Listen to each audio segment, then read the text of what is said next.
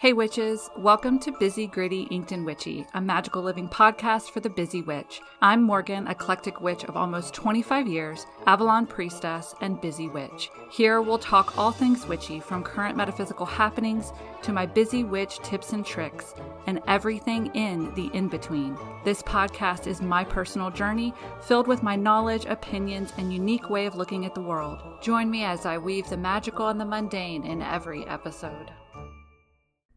Hey witches, welcome back to Busy, Gritty, Inked and Witchy. I'm Morgan, and today I am giving you 6 ways to work with dark moon energy. Yes, I am going to be talking about the dark moon phase during this episode, which is actually a very misunderstood moon phase. A lot of people completely understand new moon, full moon, waxing moon, waning moon. Then you can kind of get down even more like nuanced into, waxing crescent, waning crescent, first quarter moon, last quarter moon, or third quarter moon.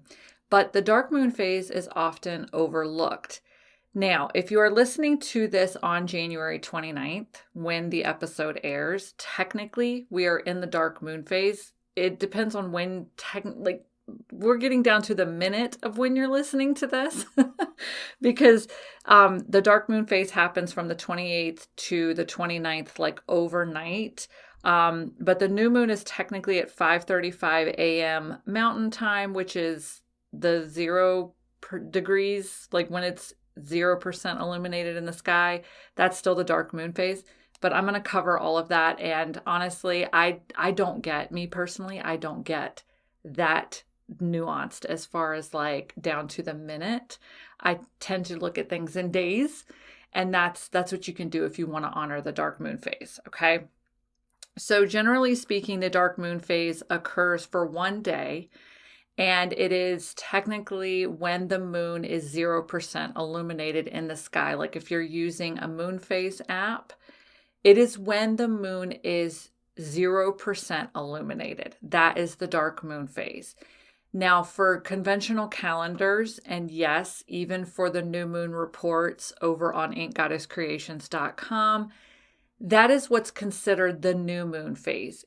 That's the day, is when the moon is 0% in the sky. Conventional calendars call that the new moon phase, okay? And we do too, just because that is the accepted new moon phase, is when it is technically 0%. Now, for those of us who've been doing this for a while, that can be the dark moon phase, and it will generally last for one day. It is very powerful energy if you decide you do want to work with a dark moon phase, but many witches don't. So if you do not honor the dark moon phase, that is perfectly fine. Okay.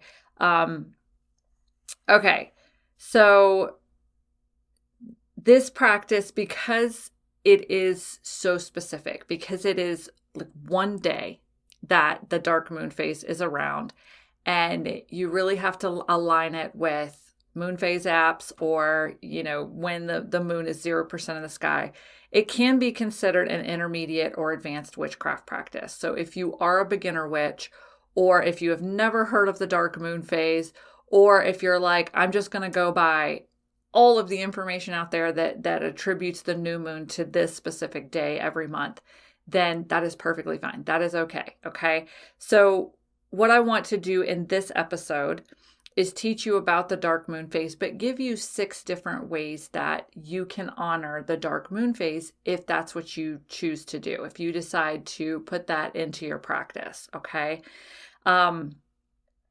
Definitely do what's right for you, what feels right for you. And so depending on your beliefs or practices, the one day of the dark moon can be used for several different things. And I've been able to kind of narrow all of the things down into 6 main things. So these are the 6 ways that you can work with dark moon energy. Okay. The first one is rest. Like completely rest, perform 0 magic that day.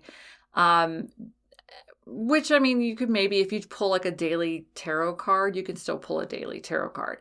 but refrain from doing anything, any spells, any rituals, things like that. And then you can also do like witchy self-care on this day, okay? The moon is resting, so you can rest as well. And that's the idea behind that practice for the dark moon phase, okay? Completely rest, pamper yourself, do some witchy self-care.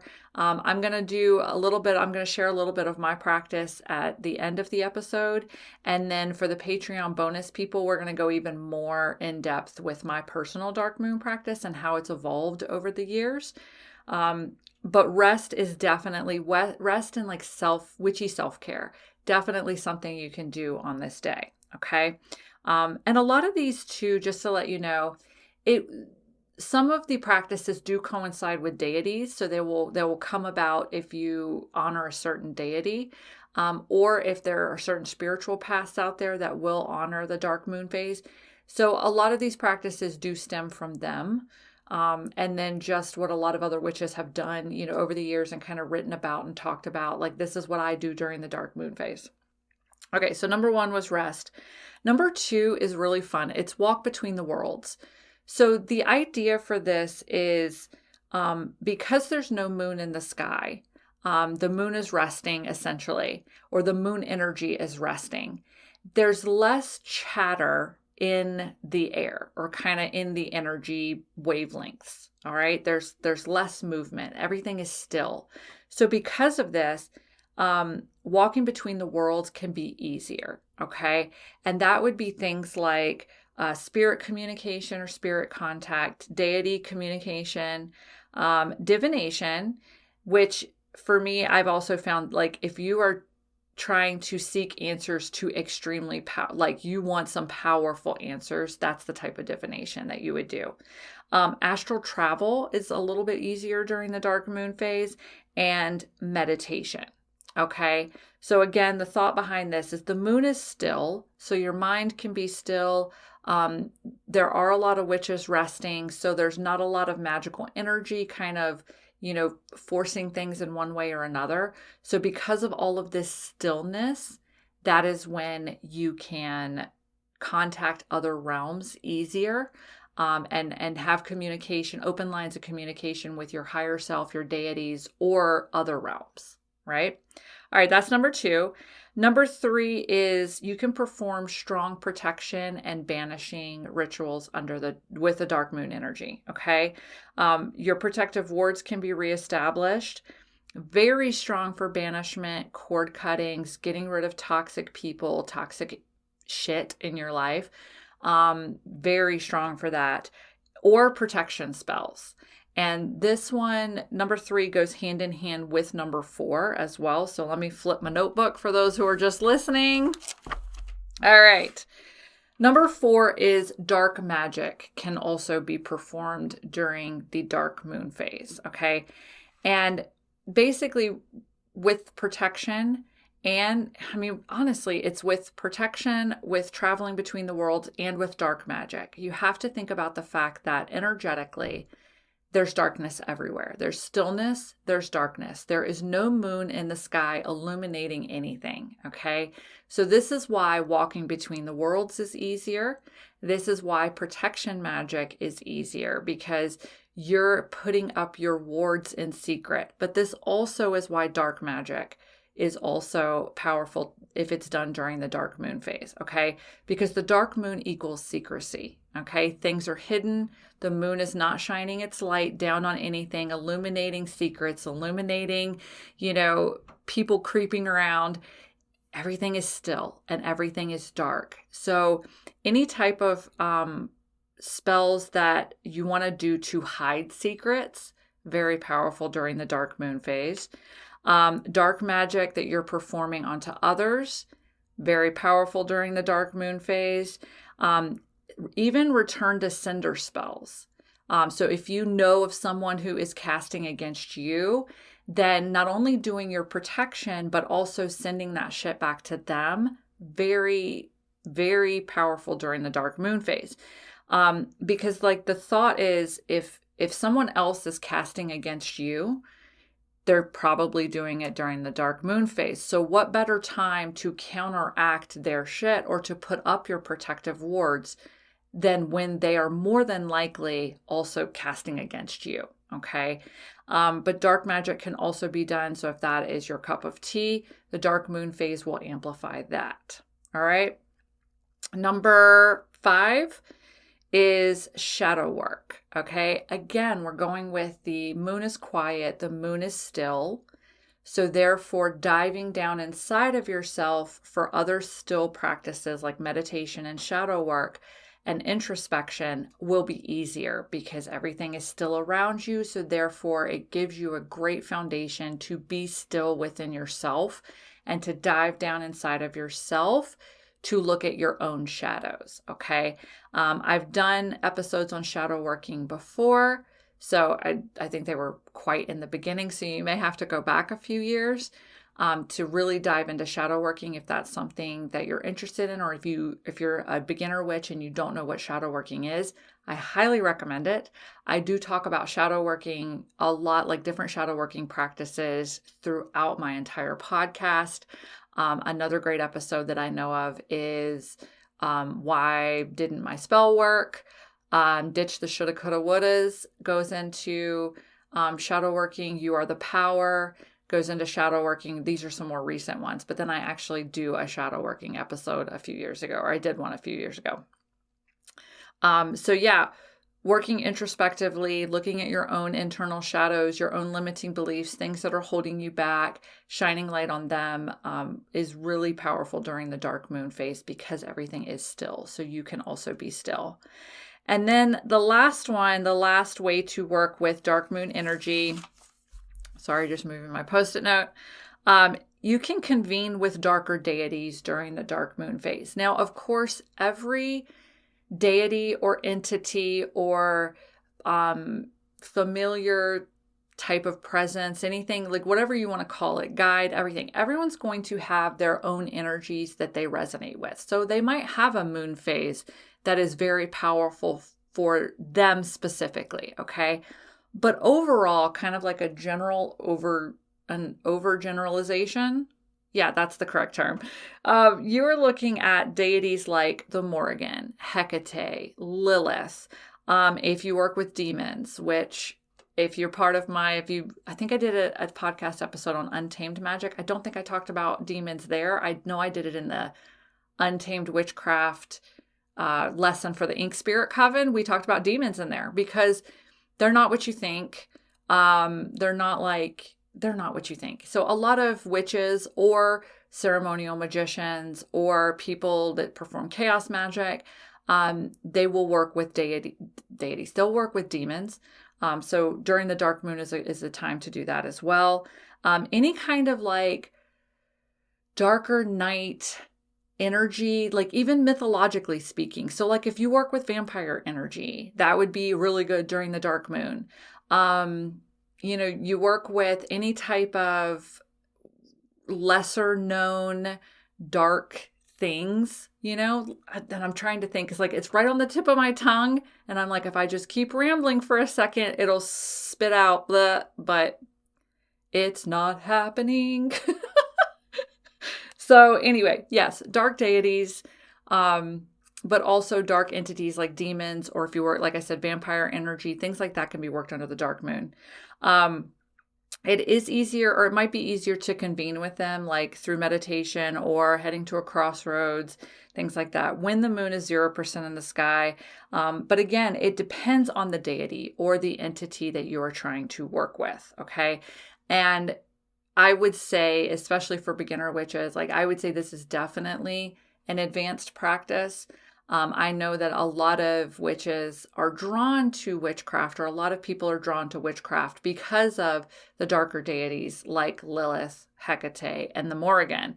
But to be honest, these are deities that need a little bit of time, and not even a little bit. They need a lot of time and energy devoted to them in order to correctly work with them and not have it blow up in your face. So I would say that this would be more of an intermediate to advanced witchcraft practice.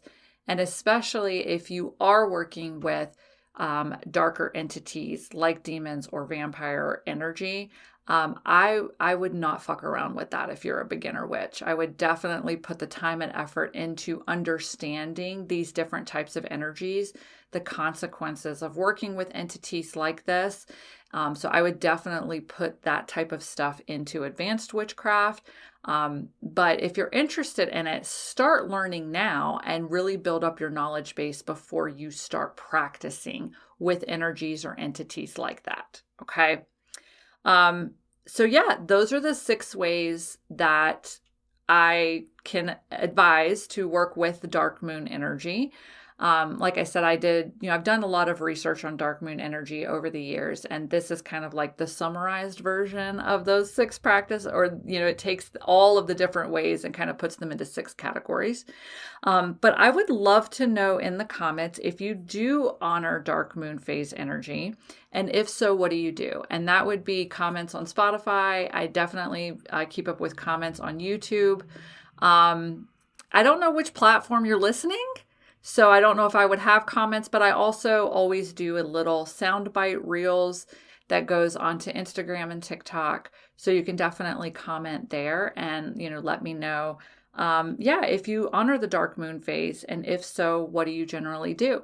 Or do you just go straight from waning moon phase into the new moon phase, which is the date that the dark moon phase usually is? So you really have to get nuanced down to, and I know I used that word earlier too, but you really have to get specific down to, like, you have to look up times of the new moon and kind of, but generally speaking, it would be one day before the new moon, or a lot of times it is the day that they say the new moon, which is why I said at the beginning of the episode that if you are listening to this on January 29th, technically that's the dark moon phase, even though our article and everyone else says that the new moon in Aquarius is happening on January 29th. It is. It's happening about halfway through the day and forward. So that time in the early morning or even the night of the 28th, all of that could have been utilized for dark moon energy. But again, I work in days. So like for me, the 29th will be my dark moon practice. Okay. And that's what I'm going to talk about next, just real quick. For me, I will generally use the date of they say that the new moon is for my dark moon practice.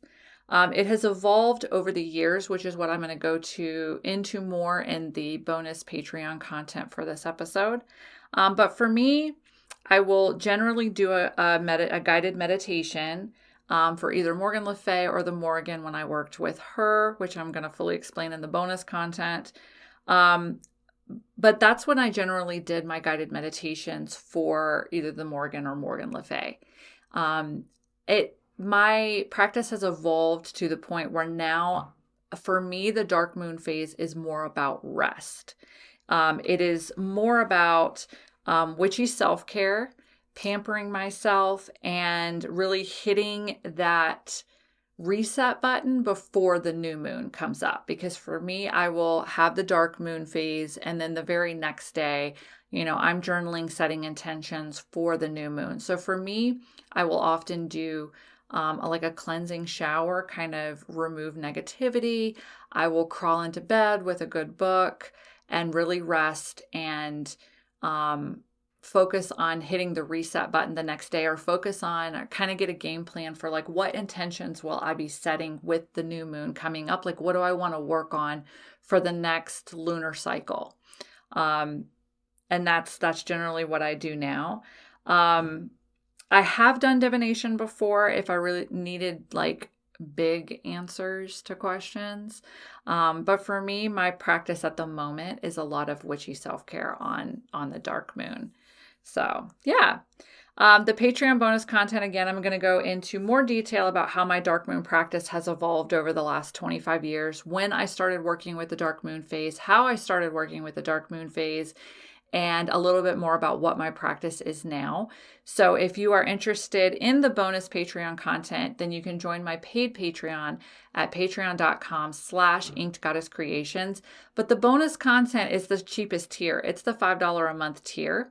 Then I also have a $9 a month tier, which gets you the bonus podcast content and a weekly tarot card reading for the energy of the week. Or I have a $13 a month tier, which gets you those 2 tiers plus PDF Book of Shadow pages every month, which I roll out. I try to roll out about every other week, but sometimes like I piled on 2 in the last week for them. It's just like, here you go. I've been designing here. But that gives you PDF Book of Shadow pages to add to print out and add to your Book of Shadows or put in your digital Book of Shadows. So those are my Patreon tiers. I do have shout outs for the $5 tier this month, or if you join any of the tiers, you still get a shout out because that's part of the podcast tier. So I want to say thank you to my new members this week, Sage Phoenix and Jessie. Thank you for becoming paid Patreon members and supporting me as a witchy content creator. The only other shout out that I want to do this week is for my YouTube channel, because I am really starting to build it up and I have a lot of ideas for content for this year. So if you're already watching this video, because I do my podcast, I put the audio out on podcast platforms, but the video goes on to YouTube so you can see all my crazy facial expressions, how much I use my hands to talk, which for those listening on podcasts, there's just all kinds of hand movements. I can't sit still when I'm doing shit. So the podcast episode does get uploaded every week, but I'm slowly starting to do a few more shorts, a few more videos, every month. So over at YouTube, my channel is Inked Goddess Creations Shop. I had to add that at the end. I don't know why back in the day they wouldn't let me just have Inked Goddess Creations. I don't know why. They made me add the shop onto the end of it, or add a few more characters or something. I'm like, damn, Inked Goddess Creations is long enough. But it just stuck. And even when we got to rename it, I want to say last year, I missed the deadline for renaming it. So I just left it. But yeah, that's over at YouTube, Inked Goddess Creations Shop. You can see all my videos, see our past lives. That's where we also hold our live gemstone sales, which will be starting up again in February. And yeah, so that's what I have for you all today. I hope that you found this episode useful. And yeah, let me know in the comments if you do honor the dark moon phase and what you do. So thank you for being here, for being a listener, for giving me a platform to share my knowledge and my crazy antics. And I will see you all again next week. Bye. If you're looking for a magical community where you can just be yourself, check out my Ink Spirit Coven. The Coven is an online learning circle for eclectic witches who want to learn new witchcraft practices and how to easily incorporate magic into their daily lives, all while being supported on their personal spiritual journey. And you'll have me as your magical mentor, sharing my knowledge, answering questions, and facilitating the online community. Head to inkspirit.com to learn more and join. And if unique witchcraft supplies made by witches for witches is just what you need, head to my store, inkgoddesscreations.com, to see what we have to enhance your magical practice. We also have the Ink Goddess Creations box, a monthly subscription of magic mail filled with exclusive items that fit a magical theme. Head to the site to see this month's theme and sneak peeks.